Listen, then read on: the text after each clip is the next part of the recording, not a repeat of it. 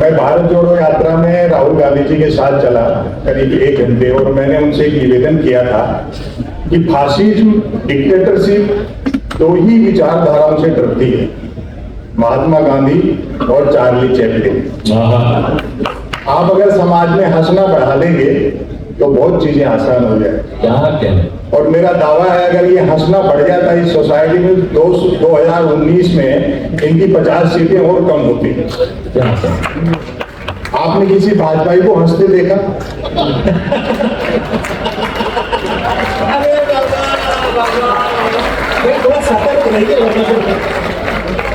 वहां हंसना पार्टी विरोधी गतिविधि। और प्रधानमंत्री का तो यह हाल है कि देश में बात पर भी नहीं हंसते और विदेश में बिना बात हंसते।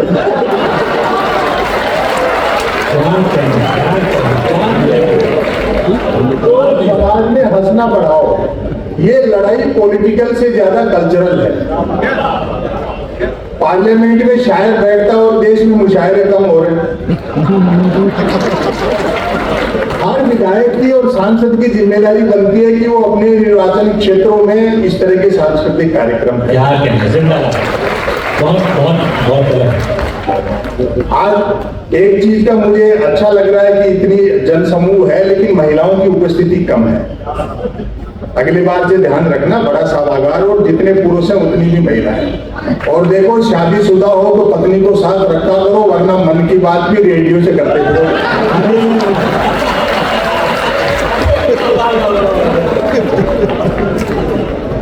मुझे लोगों ने कहा था कि आज साहब आप राम मंदिर के चंदे की चोरी पर जरूर सुना। मैंने कहा मरे खपे कार सेवक और मजे ले गए सरकार सेवक।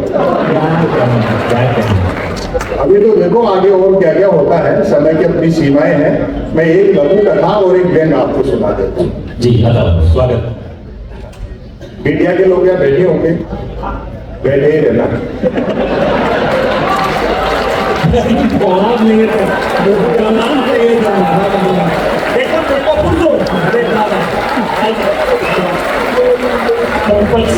क्या कहने जिंदाबाद बताएं।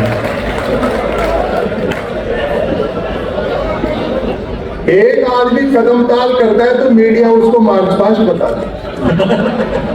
जिस मीडिया को जनता के लिए मोमबत्ती होना था वो सत्ता के लिए अगरबत्ती हो।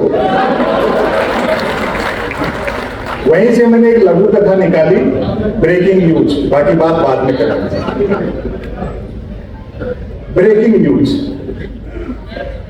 आत्मनिर्भर नामक राज्य में डिजिटल क्रांति भले होने को थी, पर न्यूज क्रांति हो चुकी थी। न्यूज चैनल खबरें तलाशते नहीं, गढ़ते थे और देते नहीं, फैलाते थे। ब्रेकिंग न्यूज की तो मारामारी रहती थी। अब कहानी यहां से शुरू होती है। एक दिन ज्यों ही राजा नहाकर स्नान घर से निकला, त्यों ही एक न्यूज चैनल ने ब्रेकिंग न्यूज दागी, राजा नहाया। दूसरे न्यूज चैनल ने खुशी जाहिर की, राजा आज भी नहाया।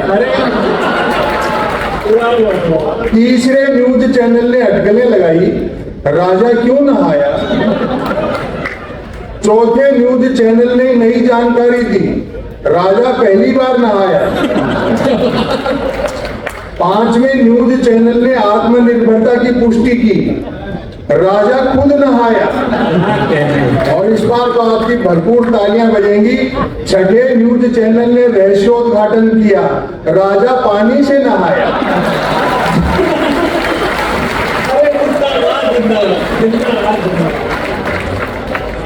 सातवें न्यूज चैनल ने ब्रेकिंग न्यूज में गर्मी भरी, राजा गर्म पानी से नहाया। आठवां न्यूज चैनल गर्वित हुआ, राजा चुल्लू भर पानी से नहाया। नौवें न्यूज चैनल ने स्थिति और साफ की, राजा साफ पानी से नहाया। 10वें न्यूज चैनल ने गुप्त जानकारी दी, राजा अकेला नहाया। 11वें न्यूज चैनल ने राहत भरी ब्रेकिंग न्यूज चलाई, राजा आज तो नहाया।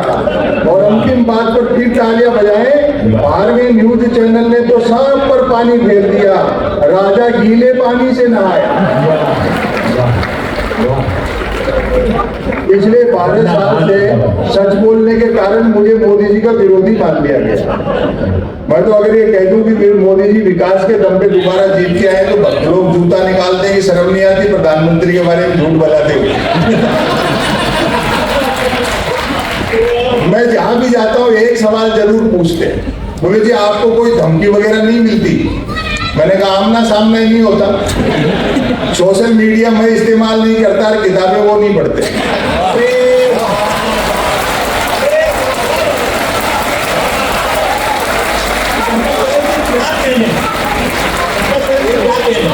और सबसे बढ़िया तरीका है कि होमवर्क मत लो, ये आपको होमवर्क देते हैं आप ले लेते हो, मैं होमवर्क नहीं लेता।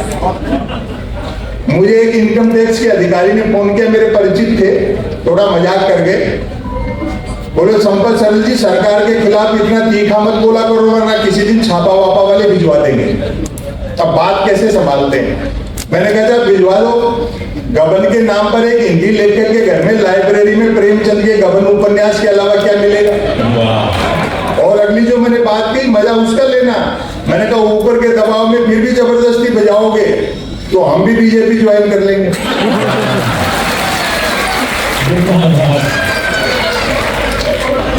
सुबह जिसको चोर कहते हैं शाम को उसको माला पहना के पार्टी में ले लेते हैं।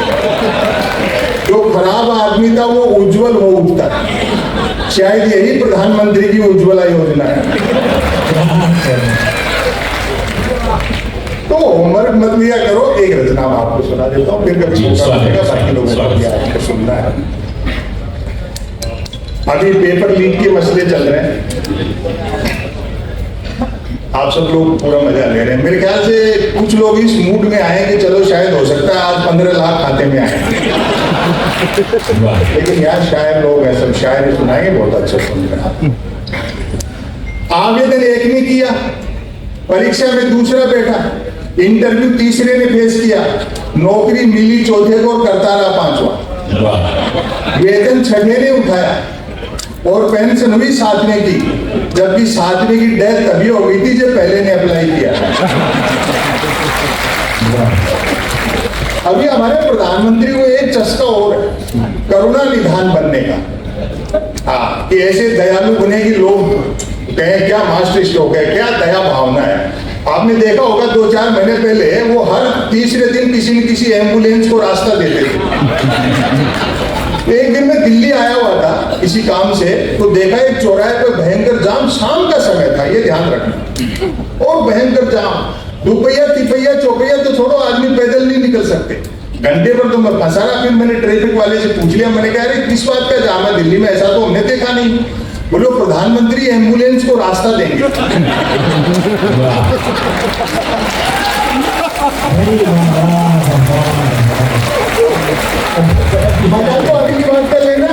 मैंने कहा शाम हो गई प्रधानमंत्री नहीं आए, बोले वो तो सुबह से खड़े एम्बुलेंस नहीं आई।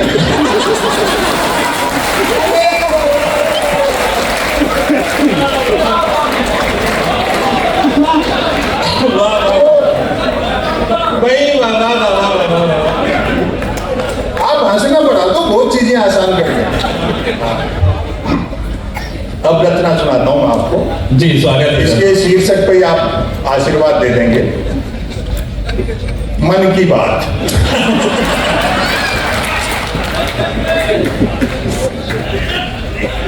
और देखो किसी चीज को ज्यादा गंभीरता से मत लिया करो, ये सब जो कह रहे हैं ना शायद बड़े अनुभवी लोग हैं।